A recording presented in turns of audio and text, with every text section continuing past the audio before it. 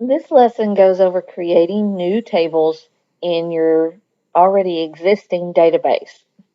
Let's go and open the recipes database that we have already started in the previous lessons. Open Access, and it should appear, well, no, click on Recents, and then it will appear here, and then it's the recipes, your name. You should already have two tables in here, the cookies table and the contacts table. And if you recall, we set this database up for our business, and we are keeping track of our recipes for our cookies, and we're also keeping track of our contacts. So let's open the cookies table. And I didn't say this, as you open the database, if it has the yellow bar that says enable content, click enable, and then click OK. Okay, so let's open the cookies table. Just double click on it over here in the navigation pane. And let's click on the contacts table. So we've got the cookies table and the contacts table both open. Now we can create a new table by going to the Create tab. And on the Create tab, you see all of our table objects, or all of our Access database objects. We've got tables, queries, forms, and reports. So this is a very important tab. To create a new table from scratch, just click on the Table button. And we have a new table. You see the tab open here. A new table that we can go into and create from scratch. We're going to go into Design View. And table name, we're going to name this one Customers. And your name, remember to always put your name in everything. And then click OK. And notice it changes the name here in the navigation pane.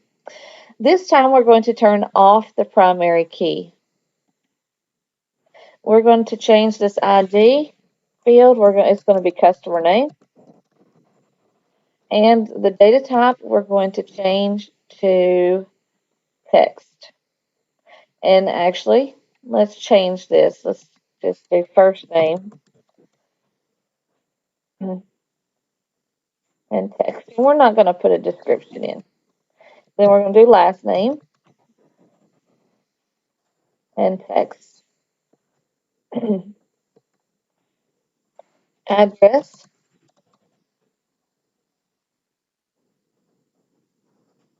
text, city,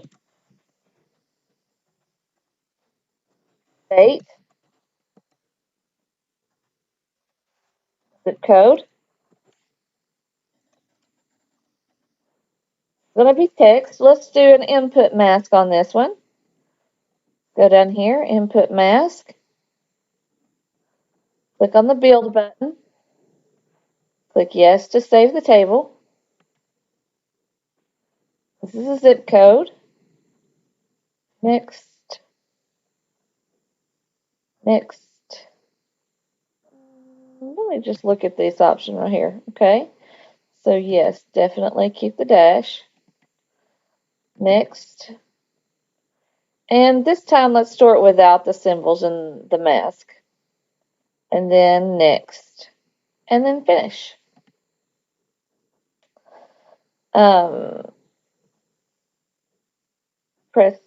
Let's click up here.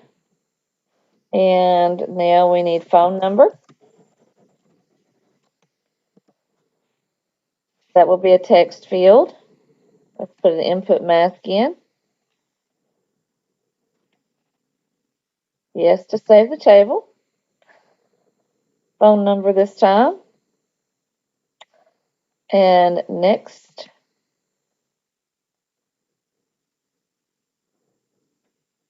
Uh-oh, I went too fast by accident. Next, next, and let's save with the symbols, and next, and then finish. So again, if you go too fast, like I just did by accident, you can hit the back button to go back and change. Um, and then let's do birth date. Maybe we want to send our customers a coupon to use on their birth date. So let's do birth date. And it's going to be a date time field, data type. And format, down here in the field properties, click on format. And we're going to do a short date format. And then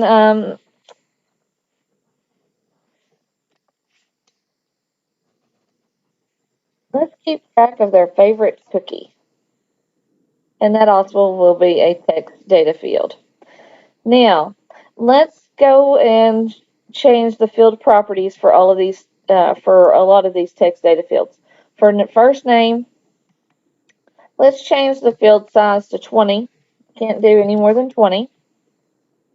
Last name, let's also do 20. That should be plenty of characters allowed. Address, let's change that to 50. City, let's change that to 50. We want to leave enough space, but still limit it so it doesn't take up so much storage space. We can't go over that, and that also helps reduce errors. Like if you accidentally started typing the address and the city in the same field, it might help reduce some of those errors. The state, we should only have a 2-digit code, and the rest of those we're going to leave. Oh, I said that we were going to change this to favorite cookie, and I just did favorite. How about favorite dish? Because we're going to say we're a restaurant that's more than just cookies, and we're going to create a new table here in a minute. Favorite dish. Alrighty, so now let's go to data sheet view. Change the view. It will be prompted to save. Click yes. And now we're ready to populate this table. But we're not going to type into this table. We're going to create a form for this table in a future lesson, and then we'll populate it using a form.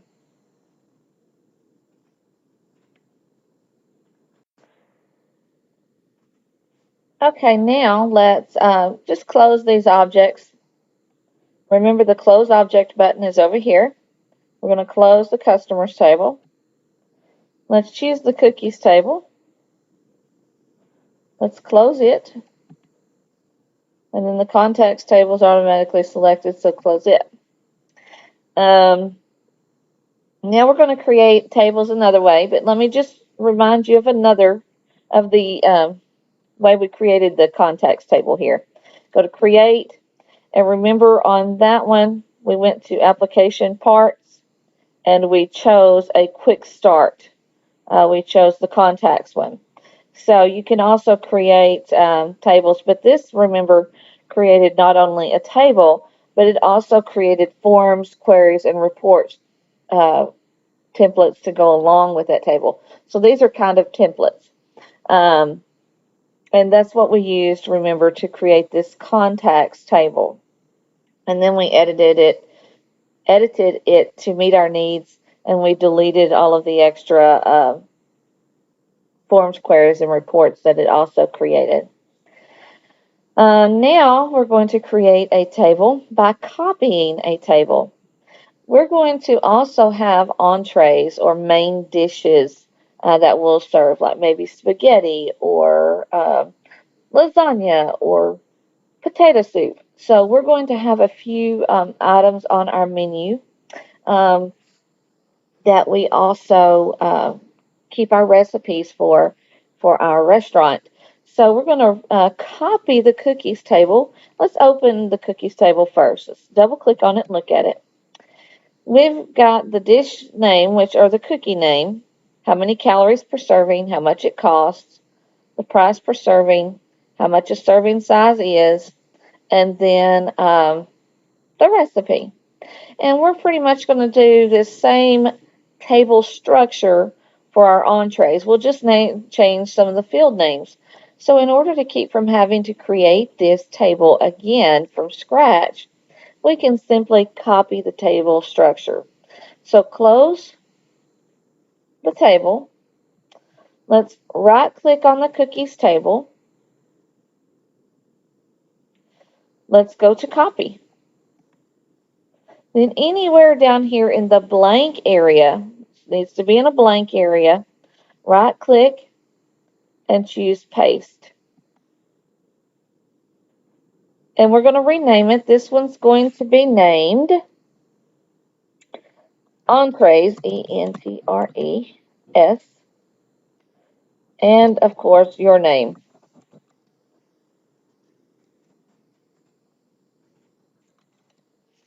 And we're only going to copy the structure. So select structure only and click OK.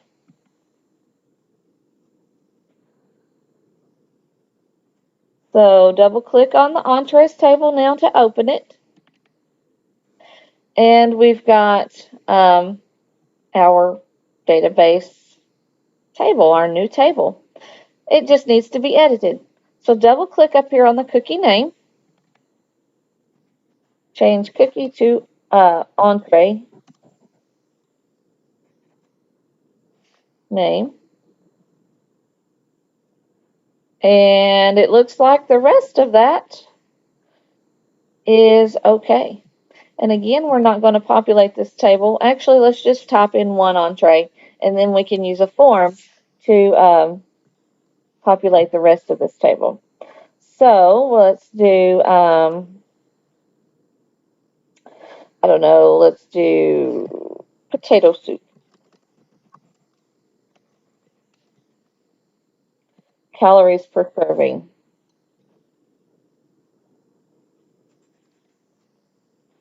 Cost per serving.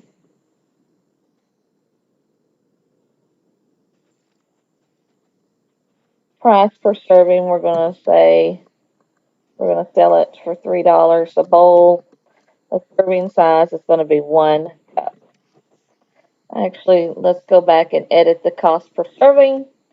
It's going to cost us about $1.75. And then, of course, we would type in the recipe. And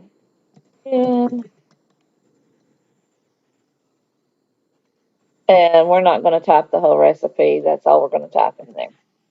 Alrighty, so we have created tables by clicking Create Table and starting a new table from scratch.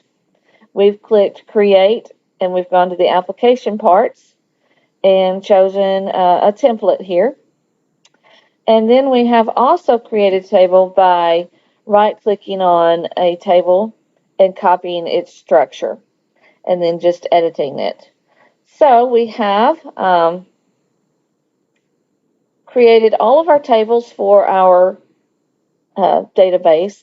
Now we'll be ready to create forms, queries, and reports for our